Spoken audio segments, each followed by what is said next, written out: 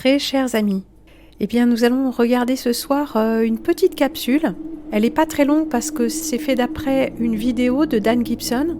J'ai pas pu extraire la vidéo pour des raisons techniques, mais de toute façon c'était pas très intéressant parce qu'en fait on le voit parler. Bon, c'est un homme adorable, mais c'est pas forcément le plus intéressant, surtout que ce sera ma voix puisque ce sera une traduction.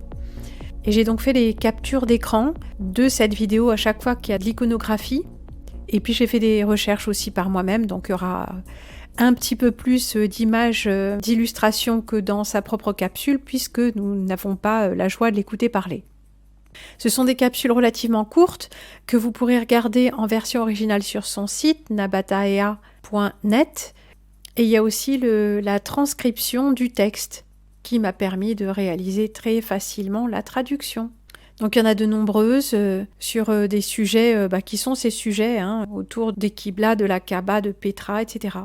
Nous allons regarder ce soir le numéro 11, il me semble, qui est la première vidéo que j'ai regardée qui m'a beaucoup intéressée. On va changer un tout petit peu d'angle d'approche pour le coup et s'intéresser à la théologie. Et nous allons parler de Hubal. Alors d'un point de vue historique, pas d'un point de vue véritablement de théologie et de magie, parce qu'il y a encore plusieurs approches possibles, bien sûr, que Hubal et Baal. Mais Baal est aussi un des avatars du démon, ainsi que son comparse Yahvé, qui passe pour être le Dieu de l'Ancien Testament, mais enfin, si on voit ce que demandent ces êtres-là, apparemment Yahvé se bat contre Baal, il est très très mécontent que les Hébreux adorent des idoles, etc. Mais finalement, comme on reconnaît un arbre à ses fruits, de quoi est-il question? De sacrifice, de jalousie, de violence, d'exclusivité et de lois très très violentes. Les lois, la Torah, l'Ancien Testament, ça équivaut à la charia. Ça équivaut, je n'ai pas dit que c'était exactement la même chose, mais on a alors la peine de l'apostat, j'en sais rien, mais la lapidation pour adultère, etc. Mais oui, c'est ça dans le Nouveau Testament, la femme adultère.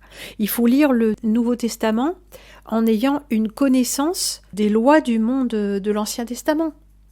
On peut se faire une idée de à quoi ça ressemblait en pensant à un islam, sinon radical, du moins... Oui, radical, des origines, enfin de l'islam, quoi. Pas du faux islam pour occidentaux. L'islam adapté jusqu'à temps qu'on puisse adapter l'Occident à l'islam, et non plus l'inverse. En tout cas, nous regarderons ça avec plaisir, une petite capsule historique qui nous permettra d'être ensemble un moment. À ce soir, ici même.